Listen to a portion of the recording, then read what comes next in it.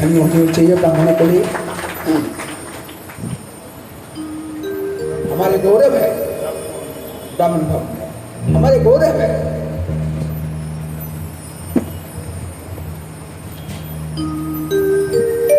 देखो, ये जो मैं प्रसंग कहने जा रहा हूं, इसमें कुछ ऐसी बातें आप सुनेंगे जो आज तक आपने नहीं सुनी होगी, क्योंकि साधारण पाठक कभी समझने की कोशिश भी नहीं करता और कथावाचक ये समझाने की भी कोशिश नहीं करता।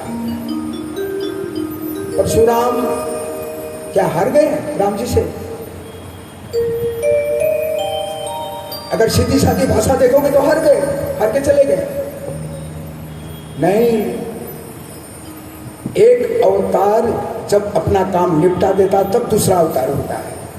परशुराम जी का जब काम निपट गया तब राम अवतार हुआ, तो फिर परशुराम जी का कोई काम था ही नहीं, आर्थिक का कोई प्रश्न ही नहीं है। तो बहुत से भाव आते हैं, भाव को समझना चाहिए। इसीलिए मैं बार बार कहता हूं कि बात में बात है? अब देखिए, जयमाला पहनाने के बाद परशुराम जी क्यों आए? तो स्वामी तुलसीदास जी ने परशुराम जी को क्यों बुलाया? सुनिए, जयमाला प्रसंग जब पूरा हो गया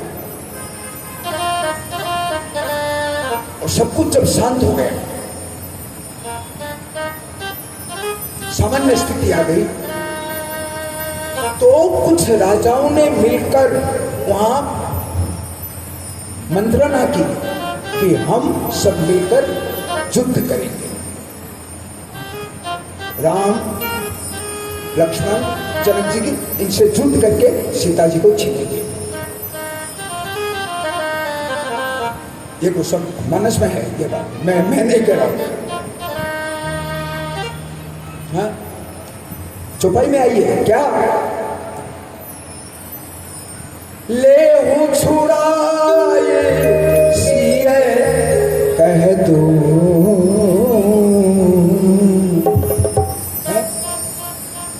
ले छुड़ाए सिए कह कौन बोल रहे हैं, और धरी बांध हूं, इनको पकड़ के बांधो। किसको? नृप बालक दो। ये चौपाई आई। अब जरा सोचिए, गोस्वामी जी का जो हृदय कितना द्रवित है।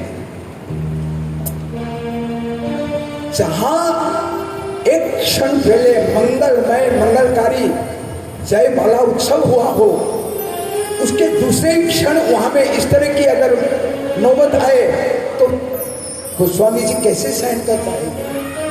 तो इसका निराकरण किया गोस्वामी जी, परशुराम जी को बुलाया।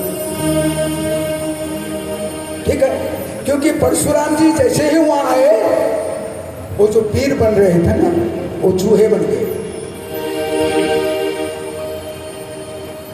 दुष्ट राजाओं को लगा काल आ गया। अब दूसरा कारण, एक कारण ये बताया मैंने, दूसरा कारण क्या है? अगर परशुराम जी का आगमन नहीं होता, वहां नहीं आते, तो प्रभु श्री राम के हाथों उनकी पराजय कैसे होती? व्यवहारिक दृष्टि से, मैंने अभी कहा जय पराजय कुछ नहीं होता है, लेकिन व्यवहारिक दृष्टि से अगर देखें तो उनकी पराजय कैसे होती? अगर श्री राम जी के आगे परशुराम जी परास्त नहीं होते, तो जनक जी की प्रतिज्ञा का पूरी तरह से प्रतिपादन नहीं होता। जनक जी की प्रतिज्ञा क्या थी? सुनिए, क्योंकि राम के समकक्ष लड़ने वाला उस समय था कौन? परशुराम जी। और जब तक परशुराम जी नहीं हारते हैं तब तक राम की विजय नहीं है। अब यहाँ प्रतिज्ञा क्या है? त्रिलोक विजय। त्रिलोक विजयी मतलब जिनके समक्ष कोई दूसरा ना हो। दूसरा कारण, इसीलिए परशुराम जी को वहां लाया गया। तीसरा कारण, अगर वहां परशुराम जी नहीं आते तो लक्ष्मण जी की जो तेज है, तेजस्विता, उसका पता कैसे चलता है लोगों को? लक्ष्मण जी का जो वीरत्व है, जो तेज है, वो भी तो दिखाना है।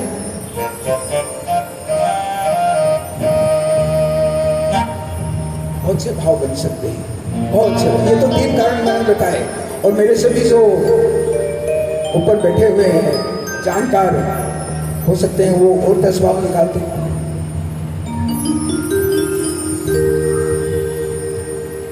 परशुराम जी पर वहां आ गए, और आते ही सारे राजा डर गए और उनके सामने दंडवत हो गए। जनक जी ने आकर सर नवाया, चरण वंदना की है, और परशुराम जी से आशीर्वाद पाकर सखियों के संग सीता जी अंतरपुर में यथास्थान चली गई। फिर विश्वामित्र आए, उन्होंने परशुराम जी की वंदना की, श्री राम जी लक्ष्मण जी को चरणों में लिटाया, आशीर्वाद प्राप्त किया, और परशुराम जी एकटक श्री राम जी को निहारते चले गए।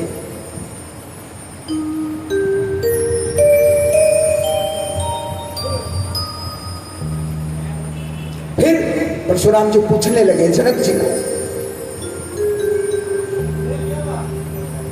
क्या पूछा कि जनक इतने भारी भीड़ क्यों?